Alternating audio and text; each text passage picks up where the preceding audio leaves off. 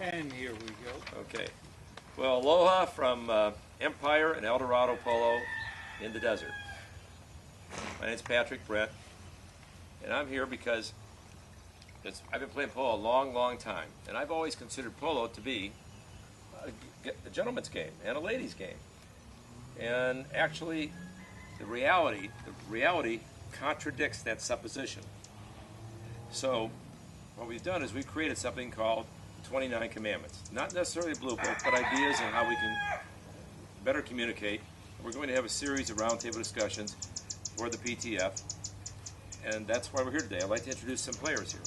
First of all, President of the PTF, Danny Shiraga. Steve Lane, penalty number one himself. No, Steve Lane, head umpire of the U.S. Polo Association. Craig Lansby of Wyoming and California Polo fame. Was it 5 goals once? It was once 5 goals. 5 goals. Long, long ago. And if you haven't seen Glenn Hart play, he's a 9-goaler. But if you have seen him play, he's probably a little less than 2, right? That's absolutely right. He's from Oregon. Right. And we have Duke on the camera. Now we're going to start off and have an open discussion on the commandments. Give me some info here, guys.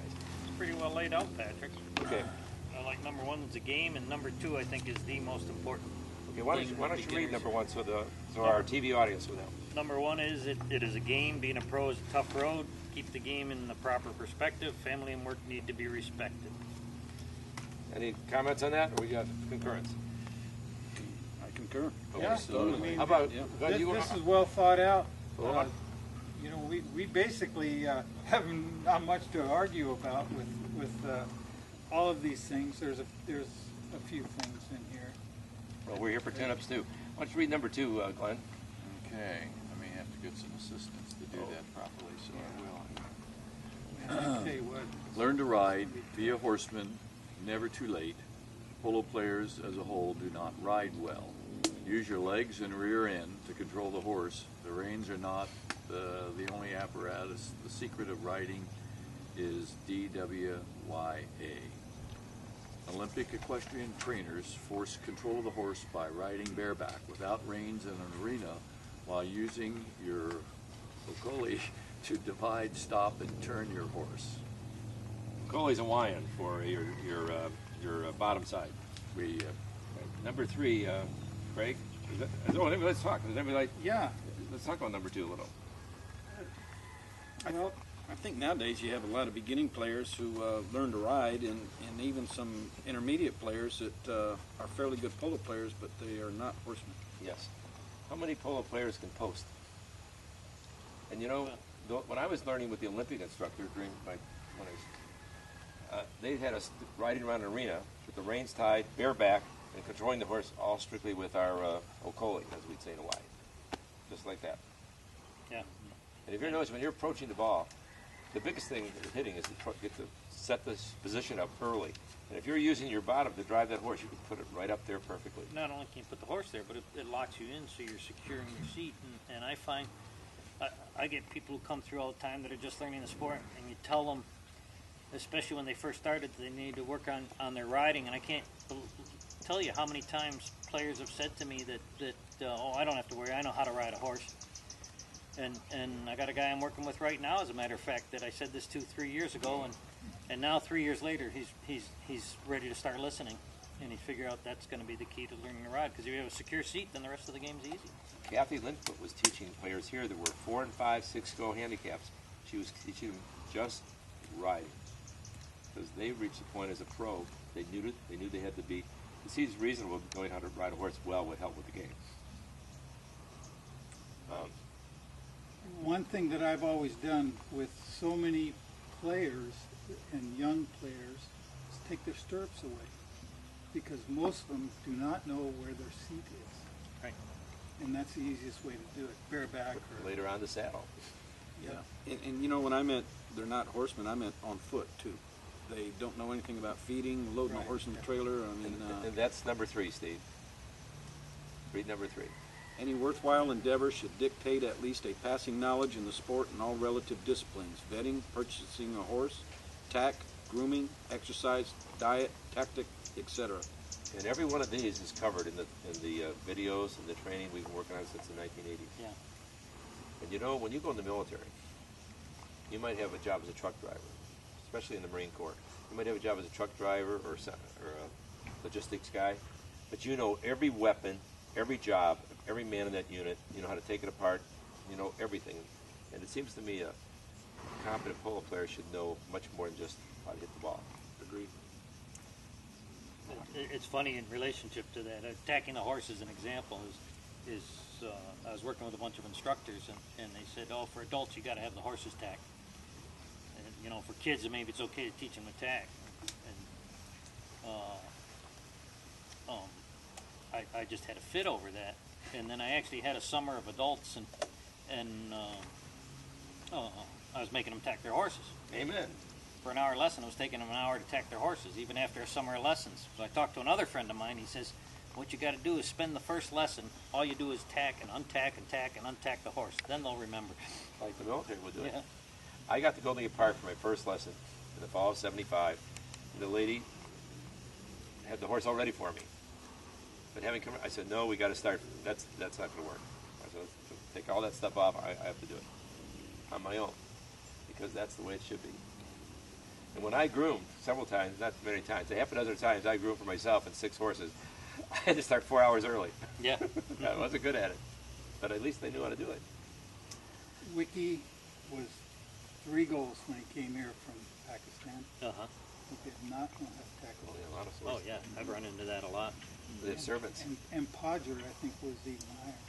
Yeah, And really. neither one of them knew how to do it at all. I mean, it was like, Yeah. Okay, number 4. For those who believe about running around on a polo horse and striking the ball, that that's all it is, are misguided, perhaps overdue for some basic riding school. Ignorance only makes for a loser, and it will actually place their life and well-being at risk. But that's, Case in point, same guy I was just talking about that I'm Right. working with now. He's almost gotten run over 3 times in the last 2 weeks. Right. You know, just hasn't learned to ride. Again, it always goes back Right. to learning how to ride. Right. So he's hunched forward, looking Right. within himself, staring at the horse Right. brain. He stays on, and has no awareness of what's going on around him.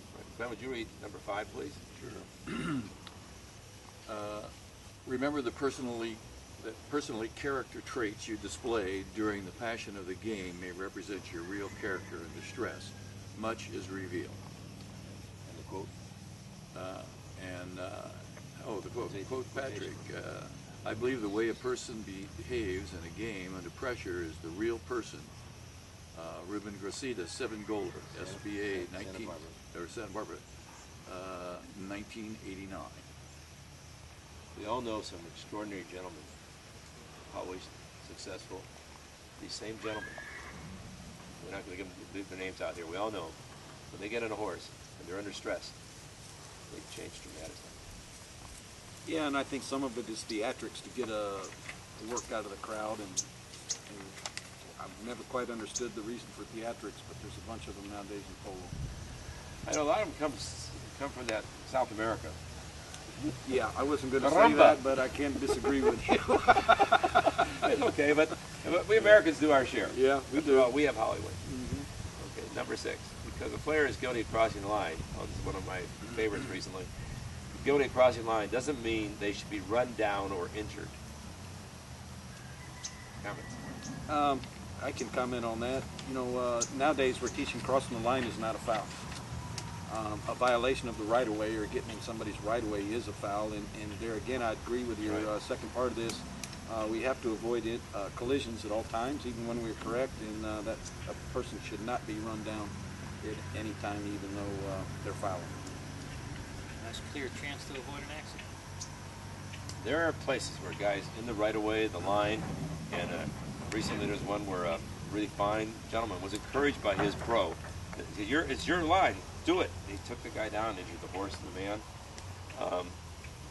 I think an analogy to this is, let's say somebody's jaywalking. He's walking across the middle of the street and they're totally illegal, jaywalking. Does that give an automobile guy a right to run him down? No, How will the law work on that? although sometimes you'd like to, but no, it doesn't Yeah. give you the right. And you like to read number 7, Steve? You cannot win or control every play. Do not risk a foul. Go on to the next play. Mac Jason used to say that all the time. You know, that is so hard to teach people nowadays. When in doubt, don't. Go to the next play. 300 yards. You don't have a play on every single play. You're not guaranteed to hit a hook or a write-off on every Amen. single play. Amen. Any additions to that? Okay. Craig, why don't you read the next one, number 8? Speaking of foolishness, when a player fouls near the mouth of the goal, it should merit penalty number 1. It is not in the book. It is in the book, isn't it? How would you know? Yeah. In fact, we had a penalty one. Our team was awarded a penalty one. You had 2 in that game. We had 2. Yeah. Our team was awarded 2 in that game. This year? Yeah. Wow. 2 weeks ago. We've actually had 5 here at the club this season so far.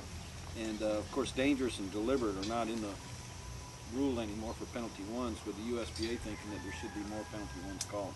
With things like that changing, how many players, even been around a long time, have read the complete Blue Book rules? I would try to read them once a year on a plane ride or something. I try to do the change, few things change. I try to understand them a little more every year. I can tell you that when I was a pro, I read them every week, every single week, because that's the key to winning a game, is knowing the And you only the got ins 5 and goals? outs. That was it. I was lazy. I spent 10 years teaching umpire Must have been a clinics. slow reader.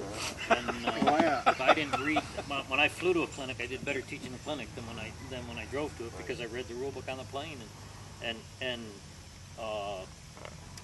I'd have to go 4 or 5 weeks in a row before I could skip reading that rule book. Because one thing, there was always some fellow who'd played polo for 50 years that had some obscure question he was going to try to trick you up on, and you had to be ready Yes. for that guy, and you could Yes. almost pick him out when you walked in the room, but it was always a little different question. Guardhouse lawyer. Yep. The umpiring. Prior to the throw-in, give a serious, no-nonsense warning that all fouls will be whistled. Set the tone firmly. Get their attention. Now this is, a couple of my polo pals in Hawaii took umbrage with this. I feel that every game has its own special character, and lazy or inept umpires create another form of character.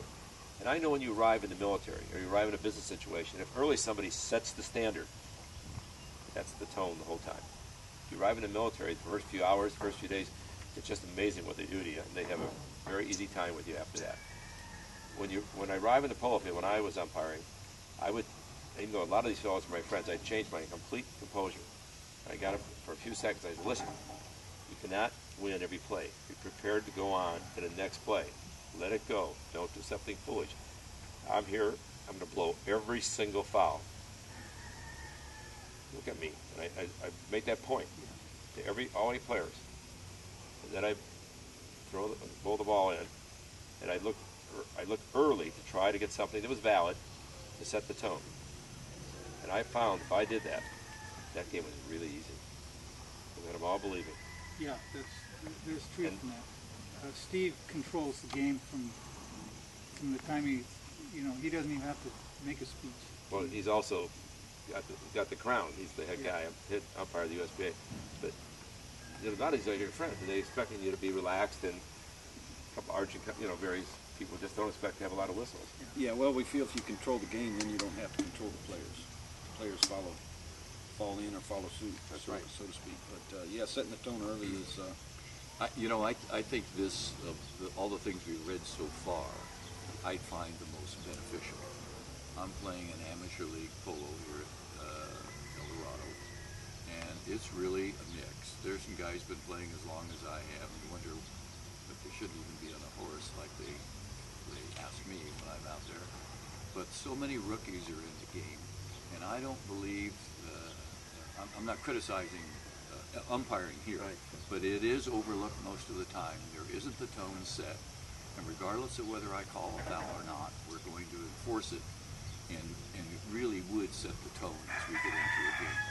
Here, people are late, it's a little rush getting going sometimes, trying to stay on schedule, and just throw the ball in and play. Very few instructions. It would be quite helpful to us. It's short. Very short speech. Number 10, would you like to read that, Steve? Then blow a foul, hopefully a real one early.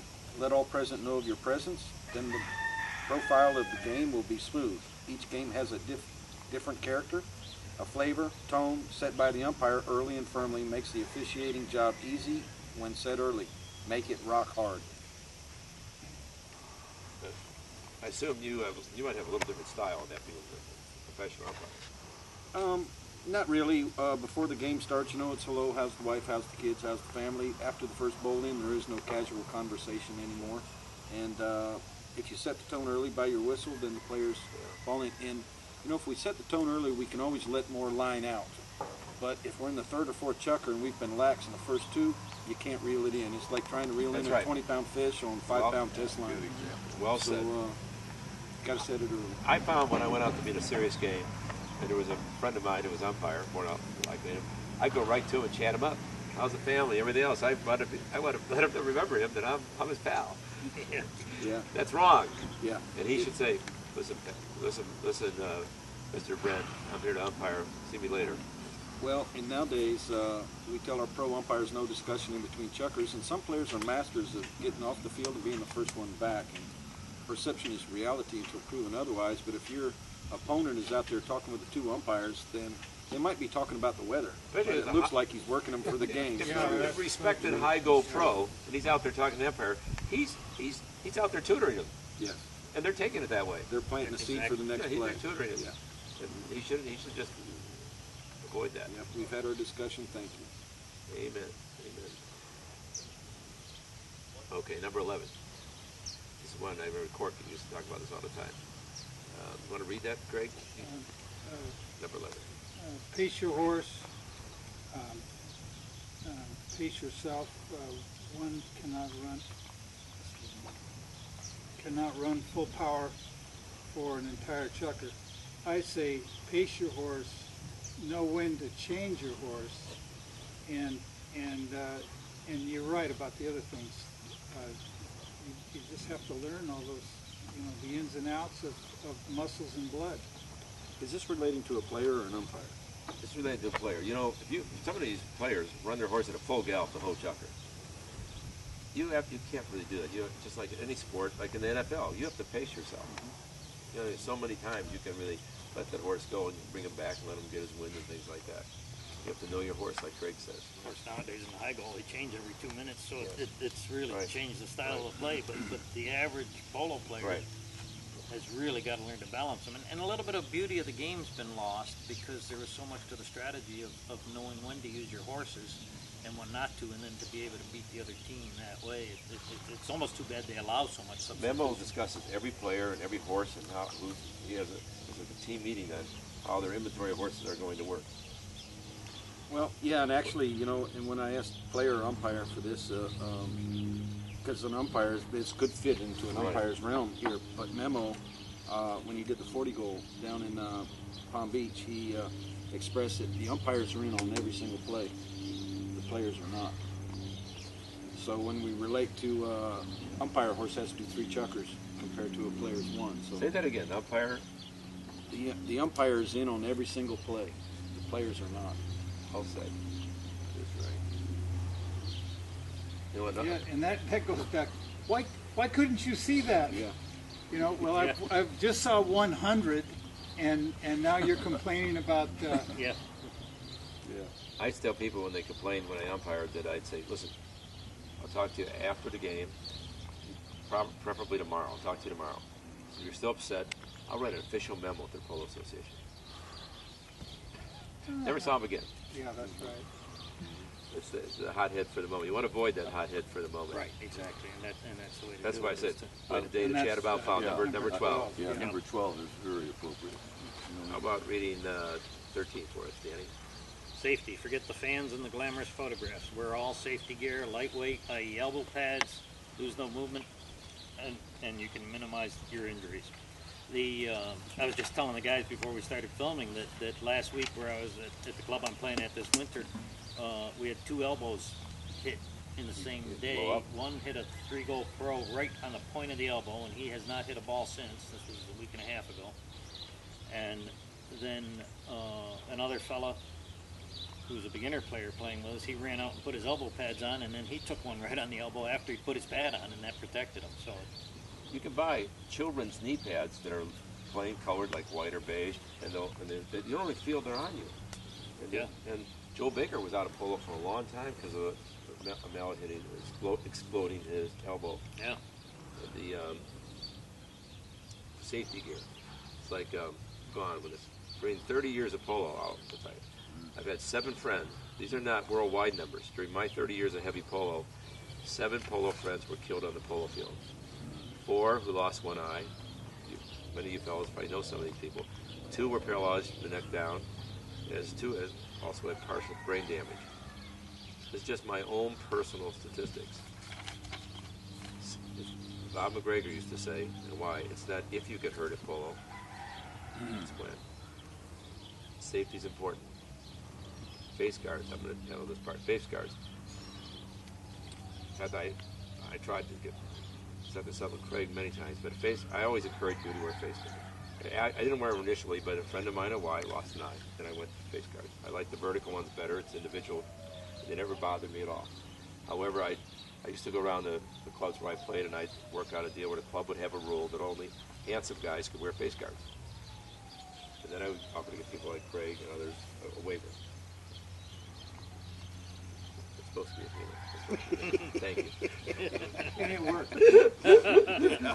You better laugh next time. and people talk about that face mask, so the helmet, if you fall off, it's going to make the helmet push back and break your neck. I don't think there's one documented case No. of anybody ever Thank having you. broken a neck from wearing a face mask.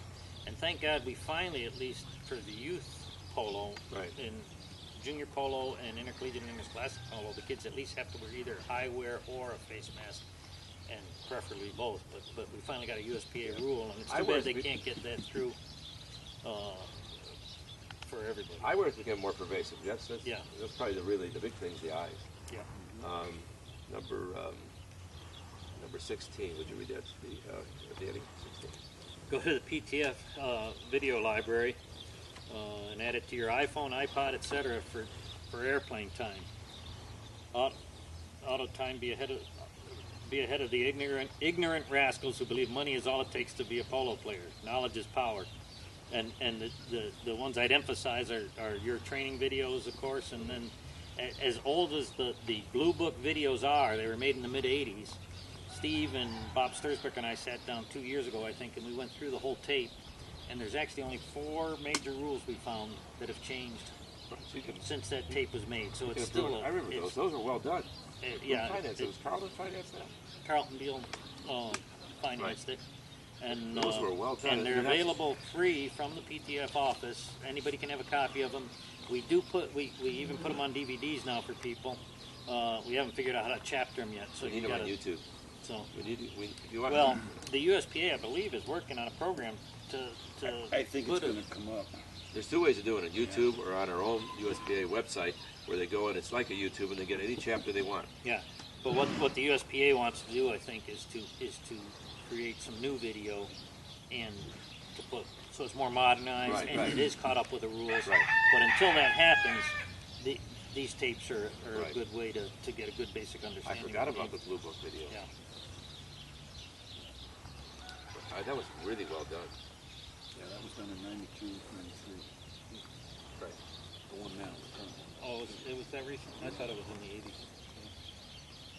Let's talk about hitting cages for a minute here. How about you, Glenn? You want to read 17? Hitting cages, best design, Mark Linfoot by Judd Mack and Billy Linfoot. Not only a super moment to improve striking the ball and using the near side without fear, but it also a chance to save your pony's legs. They've just updated the cage, hitting cage here at El Dorado. I don't know whether a lot of people use it or not. No, it's they don't. And they should be using it before every game. It should be like the batting cages in baseball. Judd Mack used to put lead weights on the end of a mallet that we'd use just before a game. And we'd have a little heavier mallet like the baseball bats, so that the mallet when we went to a game was lighter. And a couple hours before a game, we'd Billy Linfoot used to hit the 2 balls at a time in the cage. In fact, one time in the cage, he fell off. He got 2 going so much, 9 going, Billy Linfoot fell off. But the point is, it was just a chance to really constantly work on the stroke, especially the near side. If you're good on the near side, you probably don't have to worry about the rest of the game. That's true. How many people foul because they don't want to use that near side, so they cross the line because they want to use the more comfortable shot. And that goes back to your number 2, riding. If you have a secure seat, you don't mind hitting on the near side. Yeah. I had a beginner tell me the other day, I've been working on my near side, and I put all my weight in my left stirrup to get over there to hit the ball right. I said, well, that's your first mistake. You know, you want to stay centered over the You hole. should just keep going. Yeah. Hitchcock, I think it was Hitchcock, said, if a near side back shot is executed well, when you finish it, you feel a certain degree of uncertainty. Yeah. Because you want to figure out how to get everything back to where. Hitting cages, I don't think are stressed enough, or wooden horses are stressed enough for beginning and low-go players. You know, teach them to ride, hit the ball, and horsemanship all at the same time is, you know, and even if you're kind of a seasoned player going in and getting the basics down for a good swing, Right. rather than creating habits for a bad Right. swing. For years, the USPA had a square box they were passing out. Now they got the passing out the Billy Linfoot one with the long troughs. And they had a square box It's for the ball. actually the PTF that's passing them out. Yeah. And they're available. PTF. And they're available. And they're available for $29. I wonder who had suggested that to you. To buy the cage plans. And actually now we give you 2 different plans for your $29. Right. That includes postage and handling inside the continental United States. And it's the Mac Linfoot cage and what is the University of Virginia cage, which is a slope floor. Right. And some people prefer those over the Mac Linfoot cage because the argument against the Mac Linfoot cage is that the argument for and against Right. it is that the ball is always returned in the exact correct spot to hit the ball. That's true. Well, there are times on the polo field you got to hit the ball when it's not in the exact That's true. correct spot. And so there's advantages to both. And Fred Mannix is the one person who did quote. He built the Mac Linfoot cage and then he built blocks that he could put in the return slots so that he could have a flat floor and the return. The Mac Linfoot could be modified so that it's more flat and the ball comes to a different place. Yeah. But you might want to have it, when you have beginners, you want it really set up for them. It's great to So have it. you need to have a variety. Exactly. And we were working at one in Abu Dhabi, which never got built. But the one in Abu Dhabi had 360 troughs all the way around for every possible shot you could have. And a horse in England, a full-size horse that was mechanical, that moved. There's a gentleman that's been teaching polo, Kit Collins, has a cage with one of those mechanical horses in it. And he made a living going around the country and Well, he traveled teaching with it. clinics. He Yeah, traveled yeah. with the horse. Yeah, and now he wants to sell the horse, and he's doing video Right. review lessons of people, and that's just wonderful because that horse is pretty close to duplicating the motion of a real horse. In fact, if you take a hold of the horse too hard with your hands, he'll run off with you, and it starts going faster and faster and faster. So it's kind of a neat gizmo. They cost about $30,000 a piece. But You can make quite a cage if you have the time and the money Yeah. to put it in there. So, number 20, I was very close to Billy Linfoot, and his award for the USPA award that was designed for the recognition of the most improved player of the year. Last time I looked, many clubs did not get that. But there's some young guy coming up or some new person coming up that would really like to have that recognition. And the veterans who are in charge of giving it out just don't focus on it. I think that, and I don't think it's been pushed a lot lately. It was really pushed when it was first developed. Alan Sherd did the art on that. He designed the art. Uh-huh. And he did a really nice job. You framed that and give it to somebody. It's something really commendable. And it's tied to one of the real legends of polo, Yeah. a horse whisperer. Those of us who had the privilege of meeting Billy Linfoot really appreciate it. Next one, would you like to read the next one, Glenn? 21? Wear a good helmet and face guard. When a helmet has gone through a severe hit, concussion, etc., be sure to replace the line or better purchase a new helmet. The protection is lost in severe hits. I think you should eliminate the wording, replace the lining, Yeah, and just and just buy replace. a new helmet. Because I've Yeah, never you heard, can't- there's no way to do that. I Right, agree. exactly. We'll strike that. And I don't know. And that should actually be mandatory, like when a guy gets knocked out, can't play, Yeah. he should also get a new helmet. And he should have finished Yeah. that game. Well, yeah, if they can't play, and That's and right.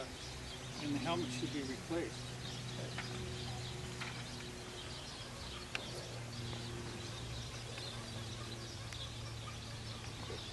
The 22. Want to ride that, or Steve? What do you- Be early. Test ride your mounts. Discuss with your teammates your game plan. Driving your car up the last second and jumping on your horse is unwise and perhaps dangerous. You know, I tell you, also, you know, not most polo players don't have all the horses are the same. You have a weak one or a strong one in your string. And I feel that talking about your horses is very important at times because we don't want 3 players on our weak horses in the same chucker. Because we get killed one chucker and we may never catch up. So I'm going to be strong in this chucker, and you can ride your weak one. You know. How many games did you see where there's a blowout chucker and that team wins the rest of the game? Correct. Gets blown out by several goals, and it's because they weren't mounted. There's a psychological momentum too. Yeah, and you never get back the flow or the momentum. So, of course, nowadays they don't show up and jump on their own horses with grooms. A lot of players, they have their grooms and come up. I also think 22 is very appropriate for umpires, Steve. You're jumping on strange horses every game. Yes. And, Well, you know, I would like to see, I haven't seen Steve get in trouble, but I've talked to umpires that end up being given terrible horses out of the string because the players don't want to use them, and who knows what the groom's motives are. Right. You know, it's a dangerous game as it is, but to put a guy that doesn't know a horse on a horse that could get him in trouble to umpire is a crime. I think virtually every professional umpire in the program, except maybe you, has been hurt by a horse in the game. Rick Sears is sitting with broken ribs in Florida right now. Benny Umpires. Gutierrez got hurt. Hughes got hurt. I mean, they've all been hurt because Chance to they've get been your given green some horse string. trained. You give it to the umpire. I was in overseas, and they gave me every horse I played. I really was checking out. Then I was supposed to umpire at the end of that game, and I lost common sense. I didn't check the horse out. I just got on, umpired horse with no martingale. Horse was green as could be, and it broke my nose. Oh, bugger. You know. And the flip side of that, people shouldn't be giving umpires bad horses, but umpires have to get the guts and not let their egos get in the way to say, I'm not going to ride this horse. And I've seen some of the pros be willing to do that, you know, because everybody, I can ride any horse. Yeah. And they've got to analyze that quickly and say, hey, get me another horse. The number 23 is for the Billy Lincoln. Why don't you read that? Conditioning, ride each horse. Those who led lose. Lead. Oh, those who lead lose. Billy felt that you should train each horse. You shouldn't just be, having Oh, don't pony them both. a lot. He believed. I think there's a balance. Because you need to have a cardiovascular program too. And you don't necessarily have to be on the horse for that. But each horse has to have a rider, and sometimes just can't go a whole week without individual riding. And most grooms don't do that. They identify the smooth horse. Right. Tommy Wayman, the day of a game anyway, sat on every single horse he was going to play that day for 10 minutes of short work. That'll be a little book. Yeah, that's what he told me. No hay, and he sat on them himself. That way they knew the difference between a practice day and a game day. No hay. No hay, because it gets caught in their throat and coughing. So no hay, game days. You guys take the next one on Winston Churchill here, Glenn. Winston Churchill once said, "A polo handicap is your passport to the world." Wisely stated. Be worthy of it, both on and off the polo ground. I don't think anything's ever changed on that, except now maybe you could add umpire ratings to that too. True. And we'd like you to take this last quote from Billy Lincoln. I'd like you to take this last quote. Oh, long, long ago, once on a polo pitch in Argentina, an American player was admonished by a team captain, if you do nothing else while galloping down the polo field, try thinking. Wise counsel followed. Billy Linfoot actually told me this story himself. And he said, former 9-goal player, and he said, I was called out of the stands in Argentina to replace Juan Carlos Harriet, who won, I think, 18 out of 20 Argentine Opens at 10 goals. And he said, I was running around, I was lost in 40-goal polo. I'd never played that fast. And he said, Juan Carlos came up to me after the first chukker, and he says, Billy, if you do nothing else out there, try thinking. That is a great quote. Juan Carlos Harry was like always considered a 12-goaler. Yeah. And a real gentleman, too. A real gentleman on and off the polo field. Well, I want to thank everybody for participating. A famous author was in Jersey one time said that polo has everything: glamour, style, danger, and speed. But it's probably the world's greatest game. But the message here is to do it wisely. It's more than With just safety in mind. Keep safety number one. Learn to ride is crucial for that.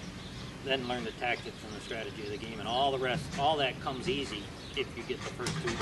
Amen. And long before hitting the ball. Yeah. Hitting the ball should be on down the list of ways. What do you tell new players? You only have one or two things to tell them, Steve. First of all, I tell them playing polo is not hitting the ball, it's taking the man and playing the ball. How about you?